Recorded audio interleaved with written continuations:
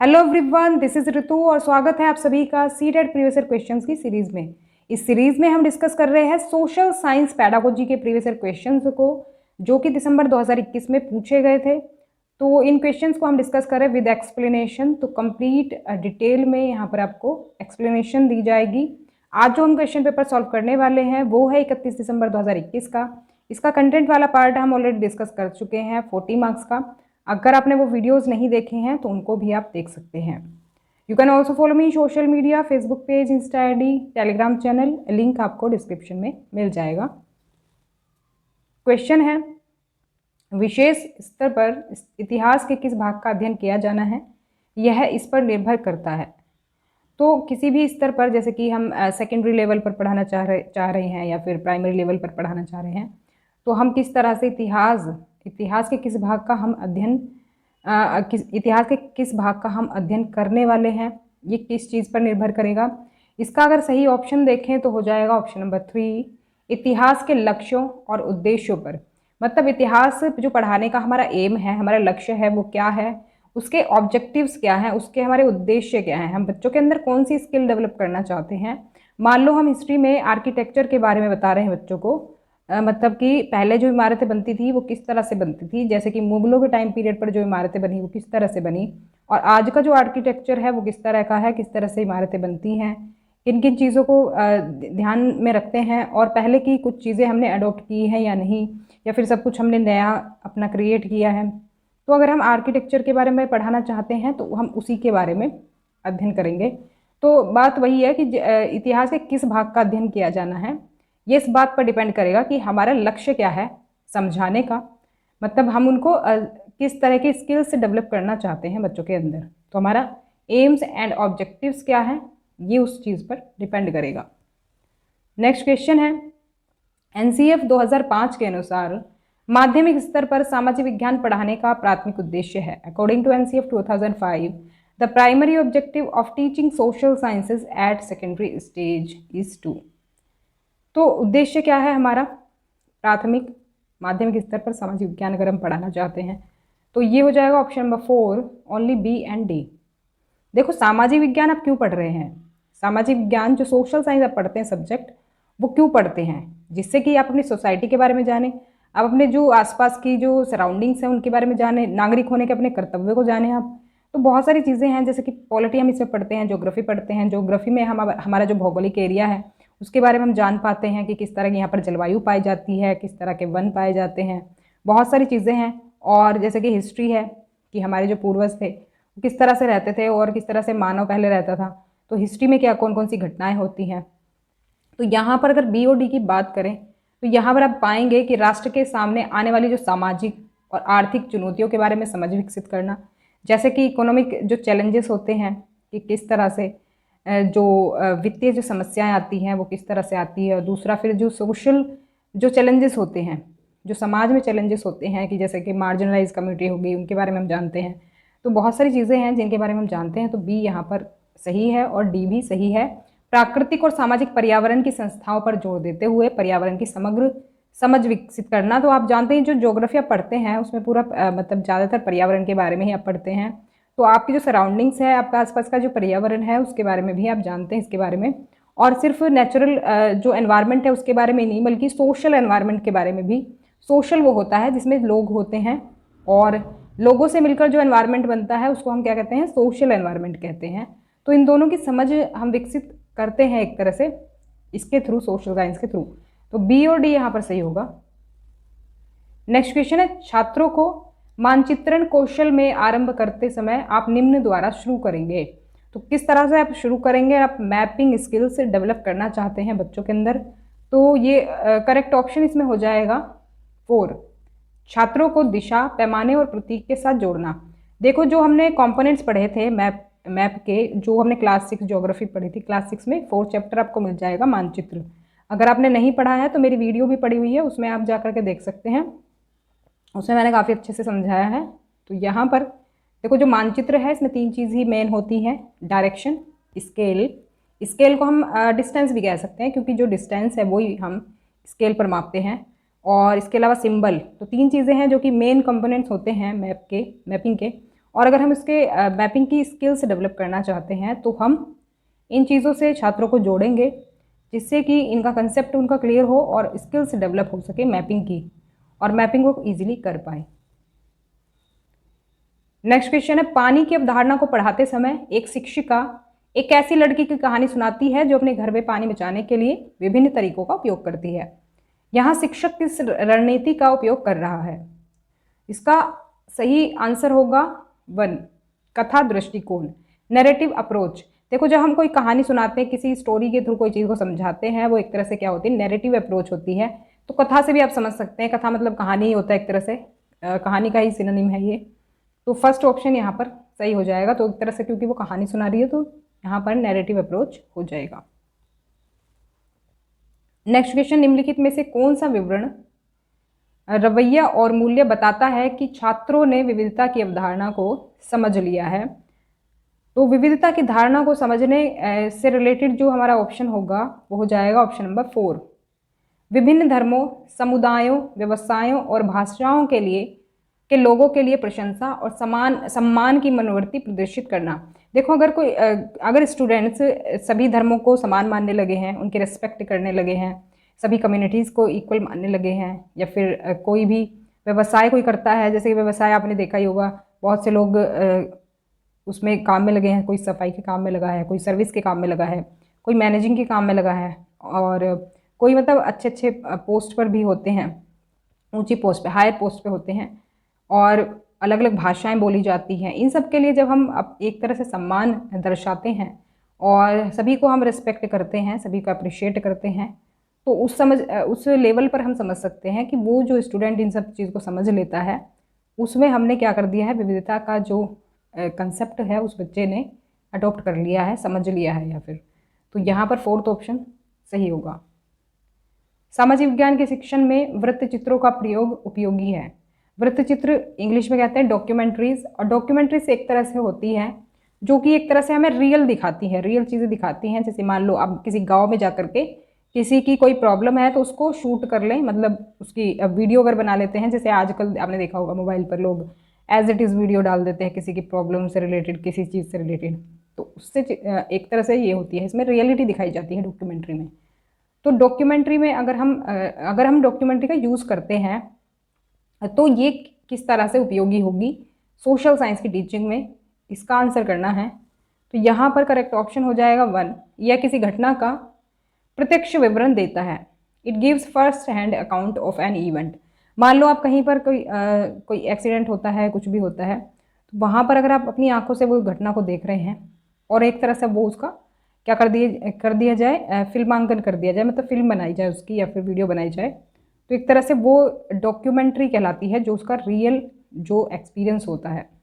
और इसी तरह से किसी प्रॉब्लम पर भी ये डॉक्यूमेंट्री बनाई जाती है, किसी की लाइफ पर डॉक्यूमेंट्रीज बनाई जाती हैं, तो किसी घटना का प्रत्यक्ष विवरण देती है, मतलब फर्स्ट हैंड जानकारी ये देती हैं, सामने से ये विवरण देती हैं, कुछ मतलब इसमें कुछ चेंज नहीं किया जाता, कुछ बदला नहीं जाता। तो यहाँ पर फर्स्ट ऑप्शन करेक्ट हो जाएगा। विद्यार्थियों को स्वयं प्रयोग करने, अन्वेषण करने और विश्लेषण करने में सक्षम बनाने के लिए अवसरों के साथ साथ आवश्यक संसाधन प्रदान करके एक शिक्षक निम्नलिखित दृष्टिकोण का उपयोग कर रहा है। तो यहाँ पर करेक्ट ऑप्शन होगा सेकंड, सोशल कंस्ट्रक्टिविस्ट अप्रोच।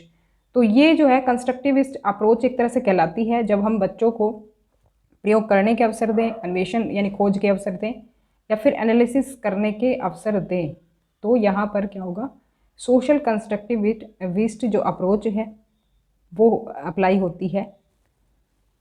इसके बारे में थोड़ा सा देख लेते हैं। तो सामाजिक जो रचनावाद है, सोशल कंस्ट्रक्टिविज्म जो है, ये सीखने की सहयोगी प्रकृति पर केंद्रित है। एक तरह से क्या होता है, एक दूसरे के साथ मिलकर के बच्चे क्या करते हैं, नॉलेज को कंस्ट्रक्ट करते हैं, एक तरह से निर्माण करते हैं उसका। कंस्ट्रक्ट करना मतलब निर्माण करना, अपनी एक नॉलेज का निर्माण करना, ज्ञान का निर्माण करना। तो ज्ञान का विकास इस बात से होता है कि लोग एक दूसरे के साथ, उनकी संस्कृति, समाज के साथ कैसे बातचीत करते हैं। छात्र अपने बिल्डिंग ब्लॉक्स बनाने में मदद करने के लिए दूसरों पर भरोसा करते हैं, मतलब एक दूसरे के साथ कोलैबोरेशन करके काम करते हैं, और दूसरों से सीखने से उन्हें अपने ज्ञान और वास्तविकता का निर्माण करने में मदद मिलती है। यानी कि वो दूसरों के साथ मिलकर के सीखते हैं और उससे क्या होता है, उनकी नॉलेज जो है कंस्ट्रक्ट होती है। इसलिए इसको कहा जाता है क्या, सोशल कंस्ट्रक्टिविस्ट अप्रोच, क्योंकि नॉलेज जो है खुद कंस्ट्रक्ट करते हैं सोशल एनवायरनमेंट में रह करके। तो आगे बढ़ते हैं। नेक्स्ट क्वेश्चन जो है इसमें स्टेटमेंट दी हुई है और स्टेटमेंट आपको पहचाननी है कौन सी यहाँ पर सही रहेगी। तो करेक्ट ऑप्शन हो जाएगा option number 1, A and B are correct, B explains A. तो दोनों स्टेटमेंट सही है और जो है बी एक्सप्लेनेशन दी हुई है फर्स्ट की, ए की, तो ये एक्सप्लेनेशन भी सही दी हुई है। स्टेटमेंट है एनसीईआरटी की सामाजिक विज्ञान की पाठ्य पुस्तकों में काल्पनिक और गैर काल्पनिक दोनों तरह के कई आख्यानों का उपयोग किया जाता है। आपने देखा भी होगा जो पॉलिटी की आपकी बुक्स हैं उसमें अगर आप ध्यान से चैप्टर को पढ़ेंगे तो कुछ स्टोरीज के थ्रू हमें जो सिचुएशन है वो समझाई जाती है। जैसे हमने क्रिमिनल जस्टिस में भी देखा था, एक चैप्टर था, पॉलिटी में अगर नहीं पढ़ा है तो पढ़ लेंगे। तो क्रिमिनल जस्टिस में अगर हमने देखा था कि वहाँ पर एक जो नॉन फिक्शनल जो केस था, यानी कि वो काल्पनिक था, सॉरी फिक्शनल था, तो काल्पनिक था वो, तो उसके थ्रू क्या किया गया था, सिचुएशन को समझाया गया था। काल्पनिक था मतलब को रियल में ऐसी घटना नहीं हुई थी, लेकिन काल्पनिक घटना के थ्रू, यानी कि खुद से बना करके जो घटना है उसके थ्रू हमें समझाई गई थी स्टोरी। क्यों समझाई गई थी? क्योंकि उससे हम इजीली समझ पाते हैं। तो उसमें क्या है कि एनसीईआरटी की बुक्स में ज़्यादातर आपको पॉलिटी में इस तरह के एग्जाम्पल्स मिलेंगे। उसमें कुछ आपको रियल स्टोरीज मिलेंगी, जैसे कि हमने देखा था दलितों की स्टोरीज देखी थी हमने, जो ओम प्रकाश वाल्मीकि थे उनकी स्टोरी रियल थी, जो अम्बेडकर थे उनकी स्टोरी रियल थी, जो उन्होंने कास्ट डिस्क्रिमिनेशन सहा था तो उनकी स्टोरी रियल थी। लेकिन जो हमने क्रिमिनल जस्टिस पढ़ा था उसमें कुछ स्टोरीज जो थी वो फिक्शनल थी, यानी काल्पनिक थी, खुद से बनाई गई थी। तो मतलब दोनों तरह के उसमें क्या है एग्जाम्पल दिए जाते हैं। आख्यानों मतलब एग्जाम्पल्स एक तरह से हम कहेंगे। तो काल्पनिक और गैर काल्पनिक, यानी जो रियल है और जो काल्पनिक है, दोनों एग्जाम्पल का यूज़ किया जाता है। अब इसकी एक्सप्लेनेशन दी हुई है। कथाएं जो हैं शिक्षार्थियों को विचारों और संस्थानों को समझने और आत्मनिरीक्षण को प्रोत्साहित करने में सक्षम बनाती है। तो ये बात बिल्कुल सही है। अब देखो, क्योंकि हमने नैरेटिव्स के थ्रू, कथाओं के थ्रू जो है वो सिचुएशन को समझाया, तो इस सिचुएशन जो हमने कथाओं के थ्रू समझाया तो उससे शिक्षार्थी क्या है अपने विचारों को कंस्ट्रक्ट करने में उन्हें काफ़ी मदद मिलती है। अंडरस्टैंडिंग वो उनकी अच्छी डेवलप हो पाती है अगर हम किसी स्टोरी के थ्रू किसी चीज़ को समझाते हैं। तो वो काल्पनिक हम ले सकते हैं या फिर हम रियल स्टोरीज का एग्जाम्पल ले सकते हैं। तो यहाँ पर फर्स्ट ऑप्शन करेक्ट होगा। नेक्स्ट क्वेश्चन है सामाजिक विज्ञान की कक्षाओं में आमतौर पर निम्नलिखित प्रश्न पूछे जाते हैं, उस प्रश्न का चयन करें जो आलोचनात्मक सोच विकसित करने की अधिक गुंजाइश प्रदान करता है। देखो, आप अगर रेगुलर क्लासेस देख रहे हैं तो आपने देखा होगा क्रिटिकल थिंकिंग पर अक्सर क्वेश्चन पूछा जा रहा है हर क्लास में, और 10 क्वेश्चन जो मैं लेती हूँ उसमें मतलब लगभग ये क्वेश्चन आता ही आता है। तो आप सोच लें कि ये टॉपिक कितना इंपॉर्टेंट है। तो क्रिटिकल थिंकिंग को अच्छे से आप प्रिपेयर कर लें, क्योंकि इससे क्वेश्चन आना ही आना है। और बाकी मैंने भी आपको ये इतने अच्छे से समझा दिया है क्रिटिकल थिंकिंग के बारे में कि जब हम डीप थिंकिंग करते हैं, जब हम अपने विचारों को एक तरह से डेवलप करते हैं, तो एक तरह से वही हमारी जो है क्रिटिकल थिंकिंग होती है, जब हम किसी को चीज़ के बारे में गहराई से सोचते हैं। तो यहाँ पर देखो करेक्ट ऑप्शन होगा 4, प्रवासियों के जीवन के बारे में कई बॉम्बे फिल्में क्यों थी, ये क्वेश्चन पूछा गया है। अब देखो, इसमें जो क्वेश्चन पूछा गया है ये हमसे पूछा गया है क्यों प्रवासियों के जीवन के बारे में कई बॉम्बे फिल्में क्यों थी। तो ये हमसे एक तरह से रीज़न इसका पूछा है, तो हमसे रीज़न पूछा है तो हम इसके बारे में खुद से सोचेंगे, खुद से अपने विचार डेवलप करेंगे, खुद ही बताएंगे अपने विचारों को। अब चाहे वो जो भी हो, दूसरों से मेल खाते हो या नहीं खाते हो, तो जो हमारे विचार हैं एक तरह से वो डेवलप होंगे इसमें। लेकिन अगर हम बाकी ऑप्शंस की बात करें तो यहाँ पर देखो, ये एक तो लिमिटेड आंसर है इसका कि राजा हरिश्चंद्र फिल्म के निर्माता का नाम क्या है। तो नाम रटी रटाई चीज़ है, आप याद करेंगे बता देंगे। और बॉम्बे फिल्म उद्योग ने अपनी पहली उपस्थिति कब शुरू करी, ये भी रटा रटाई आंसर हो सकता है। और ये जो थर्ड ऑप्शन आप देख रहे हैं ये भी आप बुक से पढ़ करके इसका आंसर दे सकते हैं, क्योंकि इसका वर्णन करना है और इस तरह के क्वेश्चंस का आंसर आपको बुक में मिल जाएगा। तो मतलब जो चीज़ें आपको बुक में मिल जाएगा जिसका आंसर करना जो है ईजी है, किताब के आधार पर आप आंसर कर सकते हैं, तो वो क्रिटिकल थिंकिंग में नहीं आएगा, बल्कि क्रिटिकल थिंकिंग में आपके खुद के विचार आएंगे जो आप खुद से डेवलप करते हैं। तो यहाँ पर आपके खुद के विचार डेवलप होंगे, क्योंकि आपसे आपकी राय इसमें पूछी गई है। तो इस तरह के जब भी क्वेश्चंस आए जिसमें आपकी राय पूछी जाए, आपके विचार डेवलप करने का आपको मौका मिले, तो वो क्वेश्चन जो है वो डेवलप करता है क्रिटिकल थिंकिंग। तो यहाँ पर फोर्थ ऑप्शन इसी वजह से करेक्ट होगा। नेक्स्ट क्वेश्चन है, यहाँ पर क्वेश्चन दिया गया है कि क्या मौजूदा कानूनी सुरक्षा उपाय महिलाओं की सामाजिक समानता सुनिश्चित करने के लिए पर्याप्त हैं। तो मतलब कहने का ये है कि जो कानून में जो सेफ गार्ड्स दिए गए हैं महिलाओं को, तो क्या उनसे हमारी जो सोशल इक्वेलिटी है क्या वो इंश्योर की जा सकती है? क्या वाकई में सोशल इक्वेलिटी है महिलाओं के लिए? जो कानून सुरक्षा उपाय किए गए हैं, मान लो जैसे घरेलू हिंसा के लिए कानून बना है, वो एक तरह से इक्वेलिटी को ही दर्शाता है कि महिलाओं के साथ गलत व्यवहार ना हो। और इसके अलावा बहुत से ऐसे एक्ट बने हुए हैं जो कि सोशल इक्वेलिटी को बढ़ावा देने के लिए हैं। तो ये जो क्वेश्चन पूछा गया है एक तरह से इसके बारे में ही हमसे आंसर पूछा है कि उपरोक्त प्रश्न आपसे अपेक्षा करता है, तो क्या अपेक्षा करता है ये आपको बताना है।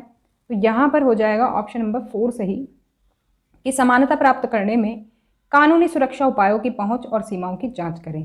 यानी कि जो कानूनी सुरक्षा उपाय किए हैं कॉन्स्टिट्यूशन ने, वो उनकी पहुंच कहाँ तक है, मतलब क्या वो हर महिलाओं को मिल रहे हैं, हर महिलाओं को उनकी सुविधा मिल रही है, या फिर उनकी सीमाएं लिमिटेशंस क्या हैं, मतलब किस हद तक वो काम करते हैं।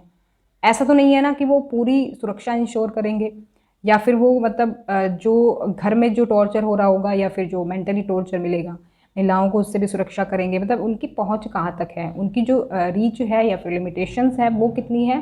ये एक तरह से इस क्वेश्चन से ये क्वेश्चन हमसे पूछता है एक तरह से। तो 4th ऑप्शन यहाँ पर सही हो जाएगा। तो ये थी हमारी आज की क्लास। आपको कैसी लगी कमेंट करके ज़रूर बताएं, कमेंट करके मुझे ज़रूर बताया करो जिससे मुझे पता चले कि आपको कैसी लग रही है class. And if you have any query then please ask me in comment section. और अगर वीडियो पसंद भी आई हो तो लाइक ज़रूर करें, शेयर कर दें अपने फ्रेंड्स को, अपने रिलेटिव्स को, जो भी जानने वाले हैं, और सब्सक्राइब ज़रूर करें जिससे कि आपको अपडेट्स एंड नोटिफिकेशन मिलते रहे मेरी हर वीडियो के। और मिलते हैं नेक्स्ट वीडियो में, तब तक के लिए stay connected and keep watching study more knowledge. Thanks for watching.